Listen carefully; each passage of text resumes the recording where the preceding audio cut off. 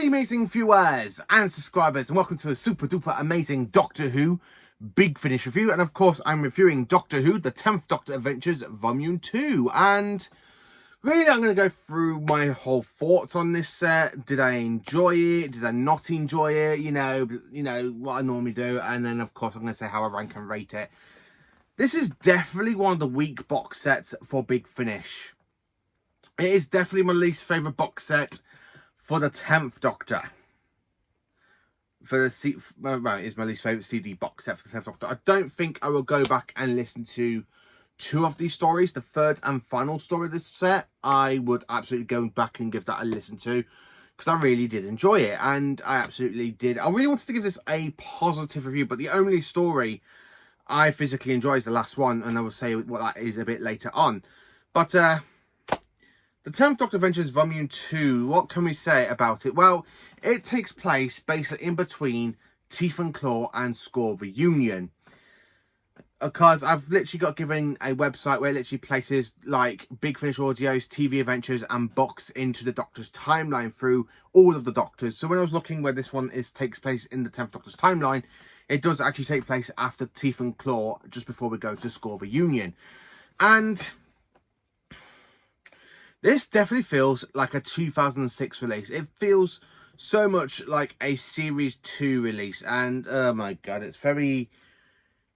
I just didn't connect with the first two stories. I just really didn't connect with it. I found them so dull and a little bit boring. And I just can't say anything like that.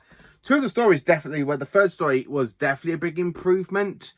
I honestly wish the other two stories were so much like the last one. The last one was absolutely fantastic. It did really blow me away how good it was after listening to the first two audios, really. It was like, oh my god, this is a nightmare. Just an absolutely flipping horrible. So anyway, the Infamous of the Cigarus, if I say that wrong, Cigarus, C-A-R-O-S-S. I've already done a review on this story, so I'm not really going to go over it so many lengths, because I did actually have the singular CD of the story. What can I say about it? Ten and Rose are so flipping irksome. I mean, the whole stuff with the Doctor being all lovey-dovey, it really makes me irksome. It's just like, oh my god, I just don't connect with it. I really hate Ten and Rose's chemistry. I really hate the whole lovey-dovey stuff. It's just very bleh. And the fact that I'm literally listening to it thinking, oh, you know what, I'm going to enjoy this one because I love all of the other Big Fishes. So hopefully they don't go into full-on lovey-dovey stuff with Ten and Rose. And oh my bloody hell, it's... in literally the first part of the story where they're literally inside someone's bedroom at first and while they're waiting for the alien invaders, it's just like, what? Why would they be in somebody's bedroom? Unless they're having a little bit of fun, but... it's very irksome, very irksome.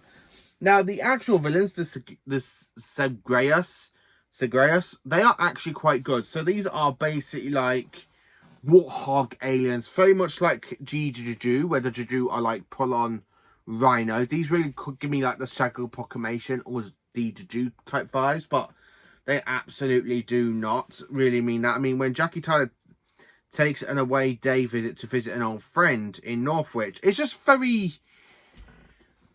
The only one I like about it is basically Camille Coulson, who plays Jackie Tyler. She's the only one in the actual whole story I really liked. The rest of them, nah. Just, nah. The whole cast...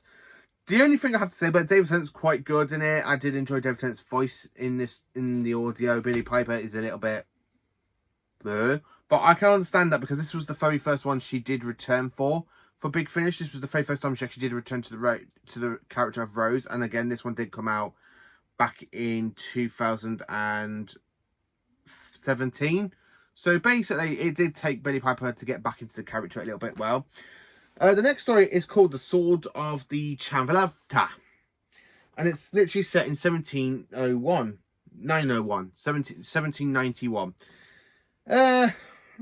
It's a good historical. I enjoyed some of the audio. I mean, Ten and Rose are still very, very irksome in this audio, and it's just like, oh my god, why am I listening to these two idiots again? It's not like basically where you have a good episode, bad episode, bad episode, like in series 2, because series 2 we start off with a weak episode, go to a good episode, good episode, good episode, good episode, good episode, weak episode, good, 2 weeks, and then boom, into the finale. Where these actually, if I add these in, it literally goes like a weak story, good story, weak, then it kind of goes good again, and then it goes strong. I just don't care for Sword of the Chalantha. It's an okay for a historian story. That's the only thing I can say about it. It is the only story that is literally okay. I did enjoy it. It's so much better than Infinary of the Sigarius, Zebgrossi. It's a very good audio. I did enjoy it a little bit, but I just don't really connect with it. So the one I actually did enjoy is called Cold Vengeance, where we have the 10th Doctor and Rose encounter the Ice Warriors. Now, this definitely feels like a story that could have taken place in Series 2 on screen, because it was just fantastic. The whole atmosphere is described. So basically, the Times Meteoris is inside a frozen, kind of like a shopping mall in the far future on a spaceship where you got frozen peas. Where basically inside there, the Ice Warriors are awoken and they do try and take the TARDIS. And David Tennant gives us such a great performance, and I really enjoy his performance with the fantastic Ice Warriors. They are so great. I love the Ice Warriors. I mean, they're absolutely one of my favourite villains from Classic Who. So the fact I'm literally listening to my least favourite Doctor encounter one of my favourite monsters and favourite villains is like, yeah, you know what, I'm actually quite enjoying it. I like the fact how they use the sound effects from the 60s and 70s, where they literally use that when they literally go around killing people, which was actually quite good to hear the fact that we used that sound. The voice of the Ice Warriors do sound so good as well. They really sound like the ways they were back in the 60s and 70s. And even basically for Skeldrak and basically basically Empress of Mars as well on Cold War. It's really quite good. The fact this literally came out in 2017, the same year as basically Empress of Mars, it really feels like a great story. I like how the end of the story basically shows that the Ice Warriors kind of evolutioned. They've gone into peace with humans, and they're basically on this Carney planet, which is like, yeah, you know what, I love that. I love it. I think it's a really great audio. I absolutely enjoyed it. It's definitely the best story out of the flipping set of 3 stories. It's definitely the best one. The Ice Warrior story is definitely my favourite one of the set.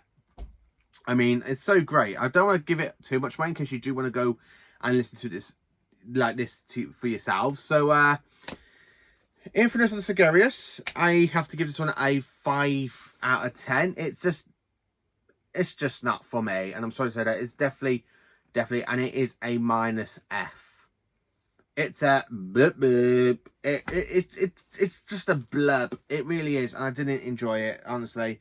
The Sword of Chandler is really quite good. I did enjoy it, so it's definitely a 7.5 out of 10 because it's so much better than the first story. Just 10 of those really do annoy me in it a little bit. And then, of course, we have a 10 out of 10 story in this set, which is basically Cold Vengeance, the 10th Doctor against the Ice Warriors. And I really did enjoy it. It is absolutely brilliant. So, it is definitely a 10 out of 10. So, on an average, this whole set, I'm going to have to give this one a 6.5 out of 10, with only one story being really, really good. The second story, really good as well. Really enjoyed it. I like the Historian, but not as much as the Cold Vengeance. And Infinite of the Sigarius, it's just crap. It is really just a crap audio adventure. Didn't enjoy it. It's definitely a weak audio, I have to admit. It is very, very weak. But yeah, how do I give these ones a rating? So basically, Infinite of the Sigarius is a -F. The Sword of Chandler is basically a D. So it is quite good. And then, of course, we do have an A+ for Cold Vengeance. But actually, to give this whole set a kind of a definitive ranking, it's definitely a 6.5 out of 10. And for my rating of it, it's definitely... I'm going to have to give it a C. Definitely just a standard C, it's not a C plus, not anything. It's just a C. Yeah, not a great one. So let me know in the comments, what do you think of this audio set? Did you enjoy it? Is it one of your favourites? I'm sorry if my review isn't what you're hoping for, because this is the only audio for Big Fish I've literally come across, and I'm like, oh my god, can it just please just end? I mean, I'm very worried about listening to the rest of the David Tennant ones, because I've still got Series 3 to listen to of the 10th Doctor Adventures, and I'm very, very a bit wary to listen to that one. But, hey-ho. Yeah, let me know what you think of the 10th Doctor Adventures Volume 2. What is your favourite story of this set? Mine's definitely Cold Vengeance with the Ice Warriors. It's the only one I did enjoy.